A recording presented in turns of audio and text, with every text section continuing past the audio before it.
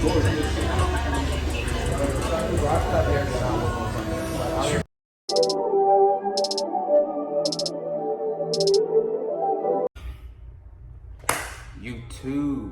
we back with another one again. I missed y'all, couldn't wait to get back to this one. All right, let me pull this video up real quick. All right. So today I got like a hot taper, right? We got a hot taper today. This one of my guys, another guy I've been cutting this dude Mike for like 2 years now. That's one of my guys though. He followed me over from the other shop I just came from.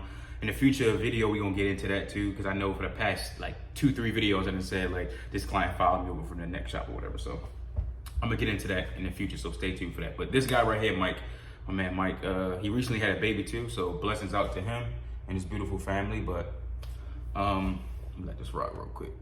Start the video. I like to ramble, as y'all know, but yeah, so he followed me over from the last shop. Been with it for 2 years, been rocking strong for 2 years. You want to do a hot taper right now.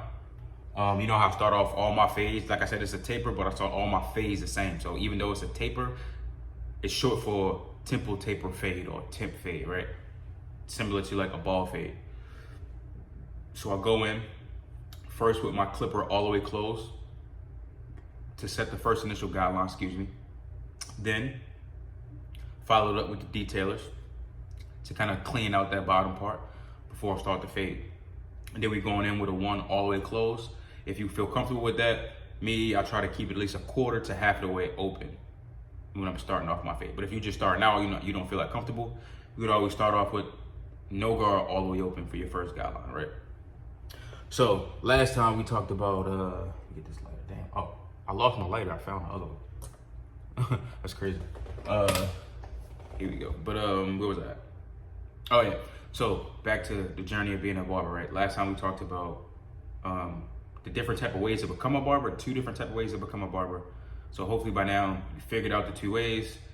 You chose the option, right? Then you started looking at barber schools. We talked about barber school a little bit, and we talked about state board, right? So now you should be ready. You should be, somewhere towards the end of barber school, thinking about your first shop, like your first shop, what you want your first shop experience to be like. Your first shop, I feel like, is very important because your first shop is what sets the tone for the future of your barber career, So this is a very important step. And I know a lot of people, honestly, I feel like the running theme with barbers that I come in contact with usually is they start off at one shop. They start there, things are good at first, and then over time, you start disagreeing with policy, you start disagreeing with maybe hours, you start disagreeing to just how the business is being ran model-wise. So then people start to go off on their own and find new opportunities and find their own way in the barber community. Me personally, speak a little bit of my past situation. I started off at a shop that was commission, and I went from a commission shop to right now I rent a chair right now. So I'm my own entity, 1099. I have my own LLC, own logo. I rent a chair right now. I'm gathering all my clients, and I'm waiting on a studio to open up in the city so I can start my own studio and start building my brand from there. So that's where I'm at right now in my barber career. So let's say, where we at? So it's really, okay, let's say, all right, so it is really important to find a shop that fits you and not have to find a shop that you have to fit in. Again, find a shop that fits you, not a shop that you have to fit in, right? That's really important. I feel like for me, when I was about to graduate barber school, what I did is I looked maybe like a month and a half to 2 months right before I was about to actually graduate. I was really nervous because, I wasn't as confident in my skills as I was then as I am now, right? So during that time period, I was more concerned about like the process of finding a barbershop to work in. I thought it would be really hard to find a barbershop to work in, And I remember one day we were outside, I was talking to a couple of guys doing that smoke breaks, like a little 15-minute break outside of school, at the barber school. And I remember these 2 guys that walked up into the barber school, and they were 2 guys in that same experience I talked about who worked at a shop together, started disagreeing with some of the things that was going on with the shop and how the shop was being ran. So they decided to both together leave the shop and start their own shop. So they came through talking to a couple barbers and, you know, kind of like gave out their business card. But one thing I didn't like about that is when it came to the school, they only talked to certain people and gave out their business cards to only certain people. And I feel like they could have broadened their horizon a little bit and gave more people opportunity, because maybe some of those people might have surprised them. You know what I mean? That's one thing I can say about that. But they didn't do that. They gave their, you know, their business card out to certain people. We made a plan to, a group of us, to all go down and to go see the shop together on like I think it was like a Sunday or a Monday when the shop was closed. But on that day I hit the group chat, nobody responded, so I went down by myself. So I'm driving down past the shop. For some reason I just had a feeling about it. I just wasn't feeling the shop. So if you're not feeling the situation and something about it is just doesn't feel right with you, within your spirit, or you having like a feeling in your stomach or some type of intuition, follow that, because that's there for a reason, right? So I drove past it. I just didn't feel right about it, and I just didn't go in, right? So I ended up, at the time, I lived about like 15 to 20 minutes outside the city. Right now, I live in the city, like in a really nice part of the city, but at that time period, I lived like 15, 20 minutes outside the city. So I'm on my way back out the city, on my way back home, and I remember I'm like halfway home, and I hit like this red light.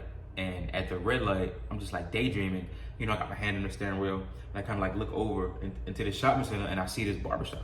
And I'm like, oh shit, that's a barbershop right there. And that is a particular barbershop that will remain nameless because we don't want to give them no promotion, but a shop that I used to work at, I saw that shop, I saw the name of that shop, and I was like, oh damn, I was looking for that shop, yada yada, I wonder where that shop was at. I see it, so I decided to turn it in. Mind you, this other shop I was supposed to go to, and I was supposed to go check out, right?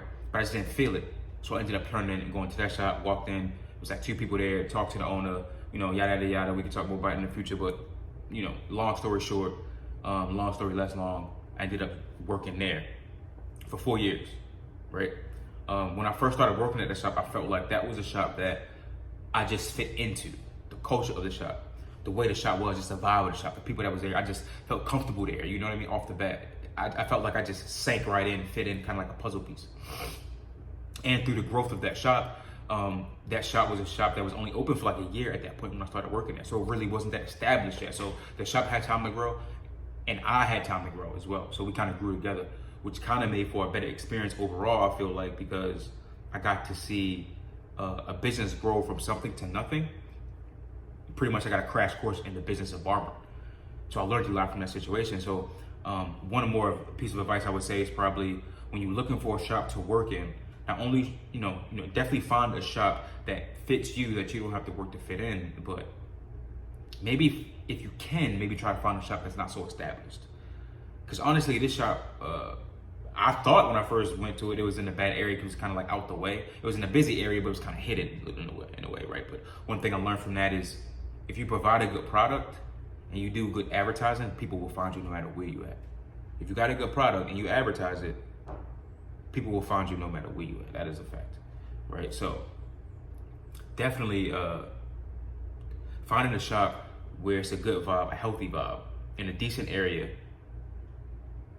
good type of clientele, because you have to decide what kind of clientele you want to have versus the clientele you don't want to have.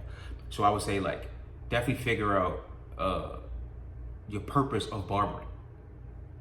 You know, maybe you might not be able to figure that out right when you go to school, probably when you're about to go to barber school, because you may be looking at it like from a perspective like, oh, I'm just interested in it. This intrigues me. I think I could be good at it. I want to learn how to do this. You're not really thinking that far into it yet. But by the time you get to the end of barber school and you about to graduate and you take the state board, you should probably be thinking about like your purpose in the barber community.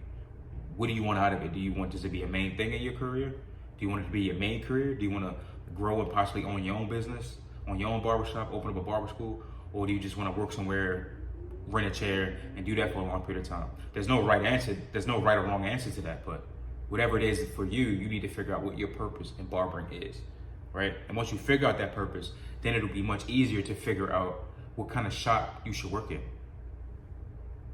You know what I'm saying? Everything kind of steamrolls. So, for me, in my experience,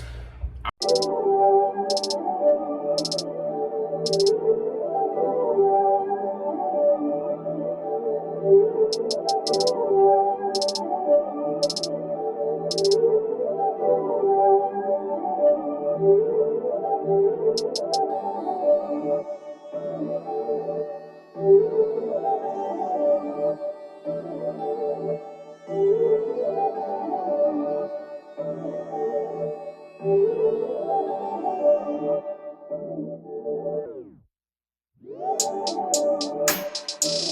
switched up, you said you finished. I guess I couldn't keep your interest, babe. I don't care who's next up, too extra, you messed up. Ay, lie after lie. Now you send through a text, you don't get a reply. Damn, why would you try? Thought a heart to heart would help us see eye to eye. All the time wasted on this. I know this ain't good as it gets. Yeah, yeah. Wasn't I the same one sliding through the crib almost every single night? Hit me up, hit the spot, and hit the store and get you everything you like. Tryna reach your soul every time you get the pipe. Break it up and roll, all you needed was a light. In and out control, I'm just tryna get it right. Coming down slow, sending grounds, give you life. I want you to need me. I ain't do you greasy.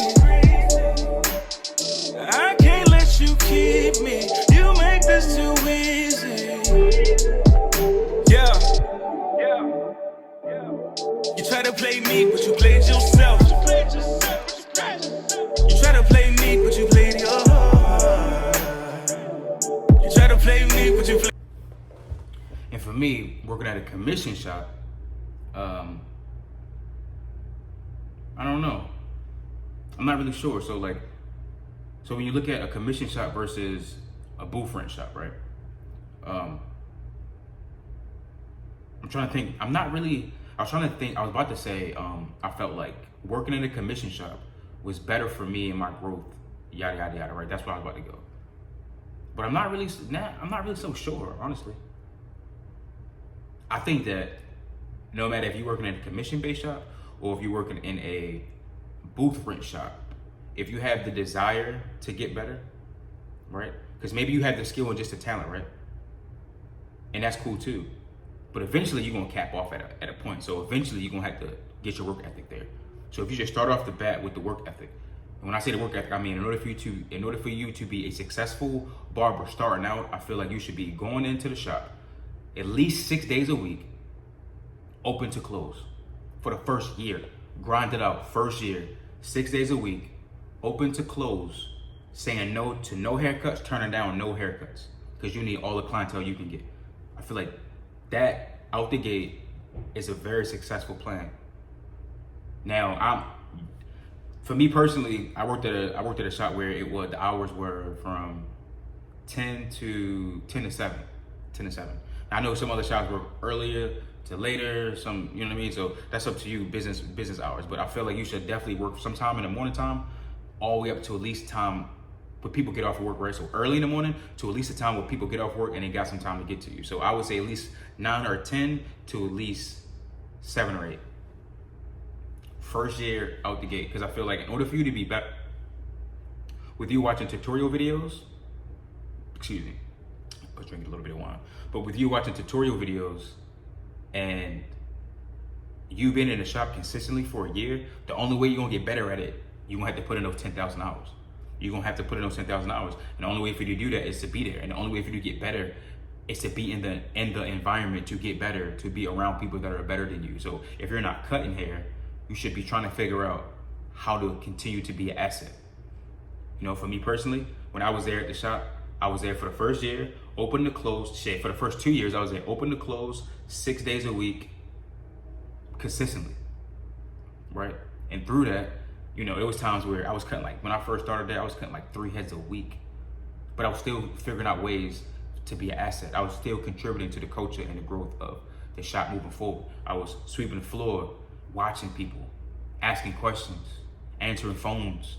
And if somebody was calling on the phone and they didn't know what barber they wanted to go to and they never been there before, I was booking them for myself. And that's how I was getting my clientele. I was either taking walk-ins at the front desk, greeting everybody that came through the door, getting them waters,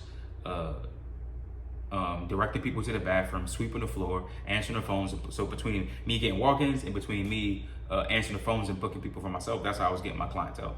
And then over time, it just built it from there. So I'm gonna say that again. The best advice coming out the gate, once you figure out what shop you wanna go to, once you find a shop that you fit in, that you don't have to work to fit into, the next step after that is to work a year to 2 years straight, 6 days a week, open to close, answering phones, greeting people, sweeping the floor, being in an environment to learn, to grow, to get better. Now let's see what other topics I got.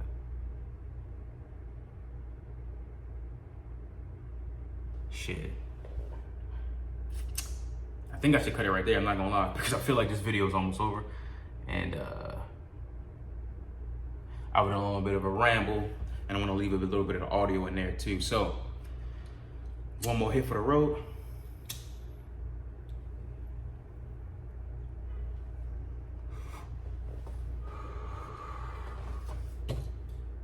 And with that, that's the end of this video. Before I go, let me get that HBO special. You already know. That's the Help a Brother Out special. That's to leave a like to boost it in the algorithm, right? Leave it a like. Subscribe to my channel. Show me some love so you can keep getting more of these tutorial videos and unboxing and more of the crazy creative ideas I have planned for the future. Leave a like, subscribe, share it if you feel like somebody could benefit from it. Until next time, fuck with me.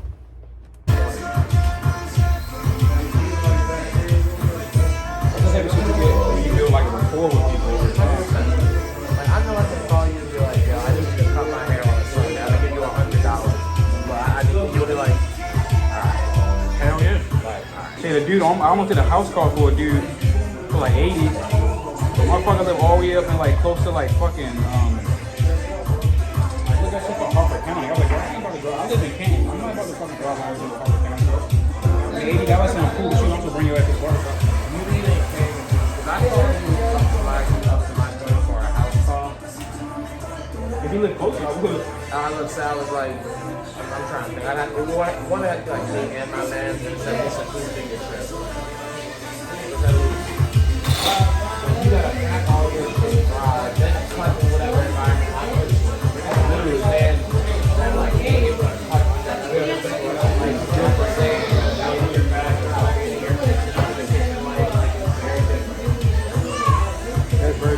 depending on what I do or don't got a pack, it's included in the service. Mine got all this my luxury vehicle. My luxury vehicle is not a pickup truck. It's not a pickup truck. Yo, then I be thinking about when if I do house calls, like bringing my own like chair type shit. Like, what if I get there? I got a bad back from being in the army and shit. Like, it don't seem like I got a bad back. Like, I'm not like a fucking 80-year-old man. But I was a paratrooper, so my back fucked up a little bit. You know, for my age, so it's like people gotta understand that too. I'm not. That's why. Lately, you know, I bring people back in the chair. I lean people back in the chair because I can't be hunched over like that. Like doing this, my fucking back would die, bro. Like I would literally die doing that shit. So I started leading people back in the chair, and now everybody at Cleveland was doing that shit. But I did it out of necessity. I couldn't. My back wouldn't be able to hold up. It's damn near like that. I'll be like my fucking back. I already been through that shit. Like now I'm in the gym and I work my like now I'm in the gym and I like kind of like use specific back around the elite area of my back, like my lower lumbar, and shit like that. And then I had to get like all the way back to my back is fucked up. I had to get back real quick. I know 2 pair of people that go that back.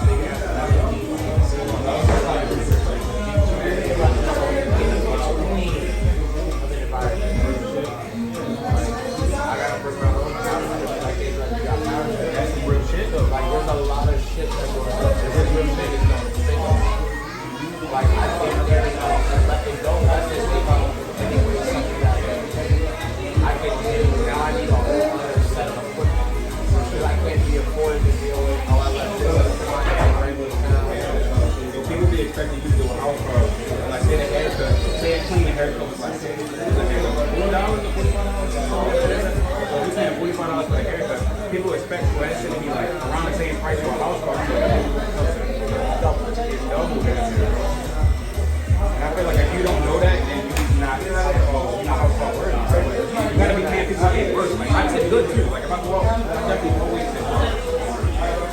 shitty waiter, bro.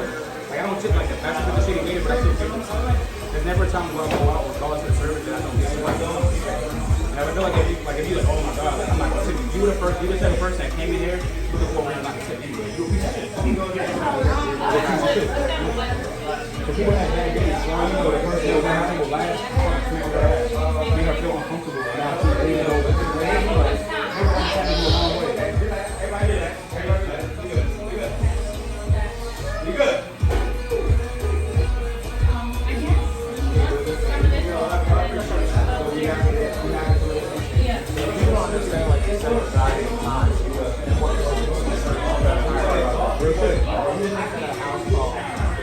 Get up, Pop. Come on now. Come on, Pop. Where we going?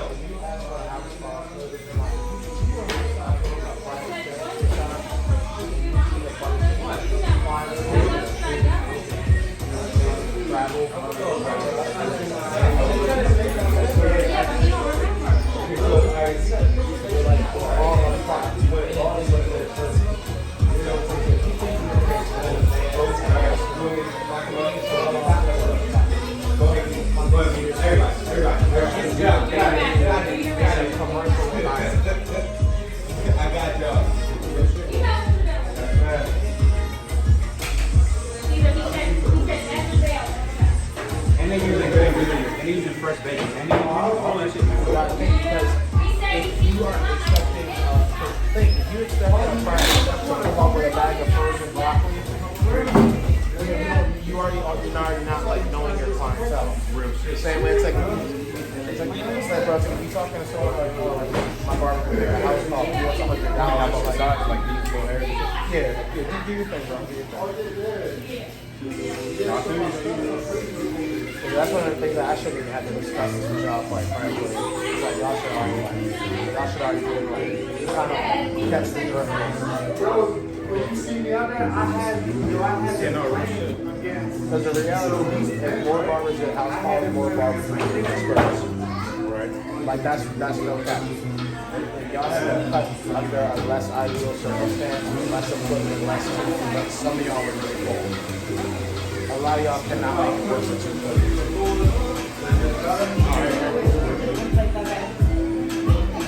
I'm gonna play it out. It just looks good for initially when you walk And out that's like what that shit I'm looks saying. good as fuck. And when you leave, you do whatever the fuck you want to do. That's all you do. Just let me get my gratification. That's why I don't wear hats in the barbershop.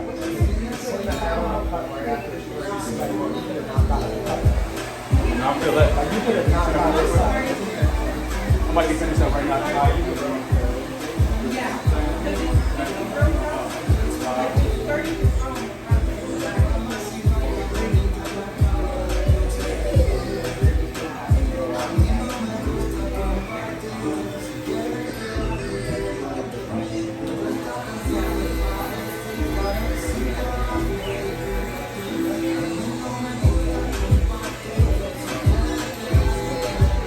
I got like one more haircut I gotta edit and post, but this probably be at like extra.